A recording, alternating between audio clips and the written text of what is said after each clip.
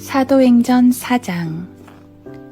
사도들이 백성에게 말하고 있을 때 제사장들과 성전 책임자들과 사두개인들이 그들에게 와서 그들이 백성을 가르치며 죽은 자들로부터의 부활을 예수를 통하여 전파하는 데 격분하여서 그들을 체포하여 그 다음날까지 가두었으니 이는 그때가 이미 저녁이었기 때문이라. 그러나 그 말씀을 들은 많은 사람이 믿으니 남자의 수가 약 5,000명이나 되더라. 그 이튿날 예루살렘에는 그들의 관원들과 장로들과 서기관들이 함께 모였는데 대제사장 안나스와 카야파와 요한과 알렉산더와 또 대제사장의 친족이 모두 참석하여 두 사도를 가운데 세워놓고 그들이 묻기를 너희가 무슨 권세와 누구의 이름으로 이 일을 하였느냐고 하더라. 그때 베드로가 성령으로 충만하여 그들에게 말하기를 백성의 관원들과 이스라엘의 장로들이여 오늘 우리가 불구자에게 선한 일을 행한 것에 관해서 그가 어떻게 낫게 되었느냐고 신문을 받는다면 너희 모두와 이스라엘 모든 백성은 알지니 너희가 십자가에 못 박았고 하나님께서 죽은 자들로부터 살리신 나사렛 사람 예수 그리스도의 이름으로 곧 그분으로 인하여 이 사람이 온전하여져서 여기 너희 앞에 서게 되었느니라. 이분은 너희 건축자들이 쓸데없다고 제쳐놓은 돌이었지만 모퉁이의 머릿돌이 되었느니라. 그러므로 다른 이에게는 구원이 없나니 이는 하늘 아래서 우리가 구원을 받을 수 있는 다른 이름을 인간에게 주신 적이 없음이라고 하더라. 그때 그들이 베드로와 요한이 담대하게 말하는 것을 보자 배우지 못한 무식한 사람들로 알았다가 놀라며 그들이 예수와 함께 있었다는 사실을 깨닫더라. 또 치유를 받은 그 사람이 사도들과 함께 서 있는 것을 보고 그 일에 대하여 반박할 말이 없는지라 그들에게 공회 밖으로 나가라고 명령한 후 서로 의논하여 말하기를 우리가 이 사람들에게 어떻게 해야 할까? 실로 그들을 통해서 행해진 뚜렷한 기적이 예루살렘에 사는 모든 사람에게 알려졌으니 우리도 부인할 수 없는 일이라. 그러나 더 이상 백성 가운데 확산되지 못하게 그들을 엄히 위협하여 이후로는 아무에게도 이 이름으로 말하지 못하게 하자고 하고 그들을 불러서 명령하기를 절대로 예수의 이름으로 말하지도 말고 가르치지도 말라고 하더라. 그러나 베드로와 요한이 그들에게 대답하여 말하기를 하나님 앞에서 너희에게 경청하는 것이 하나님께 경청하는 것보다 더 옳은 일인지 판단하라. 우리는 보고 들은 일들을 말하지 아니할 수 없노라고 하더라. 그러나 그들은 백성 때문에 사도들을 처벌할 방도를 찾지 못하여 한 번 더 위협한 후에 그들을 놓아주었으니 이는 모든 사람들이 그 일어난 일로 인하여 하나님께 영광을 돌리기 때문이라. 이 기적으로 치유된 그 사람은 40세가 넘었더라. 사도들이 풀려난 후에 동료들에게 가서 선임 제사장들과 장로들이 그들에게 말한 바를 모두 이야기하니 그들이 그 말을 듣고 다 같이 하나님께 음성을 높여 아뢰기를 주여 주께서는 하늘과 땅과 바다와 또 그 가운데 있는 모든 것을 지으신 하나님이시니이다. 주의 종 다윗의 입을 통하여 말씀하셨으니 어찌하여 이방이 분노하며 백성들이 헛된 일들을 꾀하는가.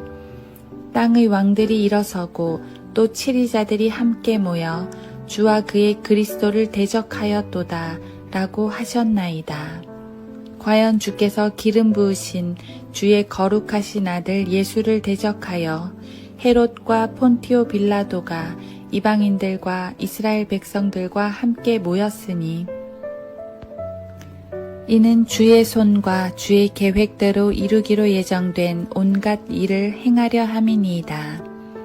이제 주여 그들의 위협함을 살피시어 주의 종들로 담대하게 주의 말씀을 선포하게 하시고 주의 손을 펴시어 병을 낫게 하시며 또 표적들과 이적들이 주의 거룩하신 아들 예수 이름으로 일어나게 하소서 하더라.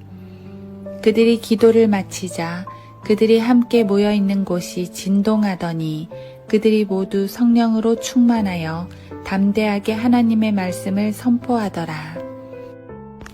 그러므로 믿는 사람들의 무리가 한 마음과 한 혼이 되어 아무도 자기 소유를 자기 것이라고 주장하는 자가 없고 모든 것을 공동으로 쓰니라. 그리하여 사도들이 큰 능력으로 주 예수의 부활을 증거하니 큰 은혜가 그들 모두에게 있더라. 그들 가운데 아무도 부족한 사람이 없었으니 이는 토지와 가옥을 가진 많은 사람이 재산을 팔아서 그 대금을 사도들의 발 앞에 가져다 놓으면 각자에게 필요한 대로 나눠주었기 때문이라. 쿠프로 태생의 레위인 요세라는 사람이 있었는데 사도들은 그를 바나바라고 부르니 이를 해석하면 위로의 아들이라. 그에게는 토지가 있어 그것을 팔아 그 대금을 사도들이 발 앞에 가져다 놓더라.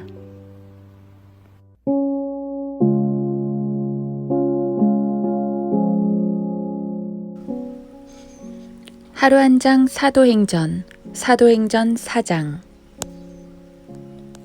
너희 모두와 이스라엘 모든 백성은 알지니 너희가 십자가에 못 박았고 하나님께서 죽은 자들로부터 살리신 나사렛 사람 예수 그리스도의 이름으로 곧 그분으로 인하여 이 사람이 온전하여져서 여기 너희 앞에 서게 되었느니라. 사도행전 4장 10절. 3장에서도 강조되었지만 여기 4장에서도 예수 그리스도의 이름은 계속 강조됩니다. 제사장들은 사도들을 붙잡고 누구의 이름으로 이 일을 행했냐고 물었고 사도들은 예수 그리스도 이름으로 행했다고 대답합니다. 제사장들은 더 이상 이 이름으로 말하지 말라고 위협했지만 사도들은 오히려 이 이름만이 인간이 구원받을 유일한 이름임을 선포하고 그 이름으로 표적들과 이적들이 일어나기를 기도합니다. 사도행전 3장 4장은 예수 그리스도의 이름을 중심으로 전개되고 있습니다. 그분의 이름은 본장의 주제, 아니 성경 전체의 주제입니다. 그런데 우리는 그분의 이름 앞에 나사렛이라는 명칭이 붙는 걸 종종 봅니다. 여기 10절도 그렇고 앞서 본 3장 6절에서도 그랬습니다. 나사렛이 그분의 고향이라고는 하나 그게 뭐 그리 강조할 만한 것일까요? 당시 예수라는 이름은 우리 주 예수님 외에도 많은 사람들이 썼으니까 단지 구별하기 위해서 출신 지역을 넣어서 부른 것일 수도 있습니다. 하지만 빌라도도 십자가 명패에 유대인의 왕 나사렛 예수라고 썼습니다. 그리고 나사렛 예수의 이름이 이와 같이 커다란 이적을 일으켰습니다. 아마도 예수님 때문에 가장 유명해진 동네는 나사렛일 겁니다. 그분의 이름이 불릴 때마다 함께 언급되니까요. 하지만 유대인의 왕이라는 말과 나사렛이라는 말은 정말 안 어울리는 말입니다. 왜냐하면 당시 나사렛은 그리 좋게 취급받지 못했기 때문입니다. 요한복음 1장에선 빌립이 나다나엘에게 예수님을 소개하는 장면이 나오는데 그때 나다나엘의 첫 마디는 나사렛에서 무슨 좋은 것이 나올 수 있느냐 였습니다. 요한복음 1장 46절. 이 말은 당시 나사렛에 대한 유대인 사회의 편견을 잘 보여줍니다. 나사렛은 보잘것없는 마을로 취급받았습니다. 그러니까 나사렛 예수라는 말은 보잘것없는 사람 예수라는 말이 됩니다. 그뿐 아닙니다. 예수님은 사역 초기 나사렛에서 크게 거절을 당했습니다. 자신이 메시아임을 고향 사람들에게 밝혔지만 돌아온 건 죽음의 위협뿐이었습니다. 누가복음 4장 16에서 29절. 이처럼 나사렛 예수는 거절당한 사람 예수라는 말이기도 합니다. 아무래도 우리 주님의 거룩하신 이름에 붙이기에는 적합하지 않아 보입니다. 하지만 보십시오. 하나님께서 그 이름을 어떻게 사용하시는지를. 어찌 보면 무시하는 듯한 이름, 조롱하는 듯한 이름입니다.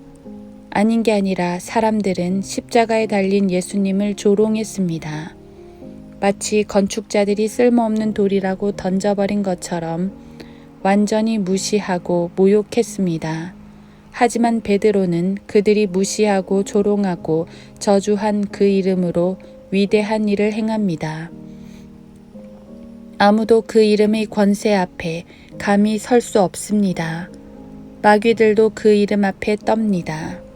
사람들은 무시했지만 하나님께서 높이신 이름, 천상천하의 모든 무릎이 꿇을 이름, 그 이름으로 놀라운 이적들이 행해졌고 지금도 죄인들이 그 이름으로 구원받고 있으며 성도들이 언제라도 사용하여 기도할 수 있는 이름, 바로 우리가 가장 사랑하는 이름, 주 예수 그리스도입니다.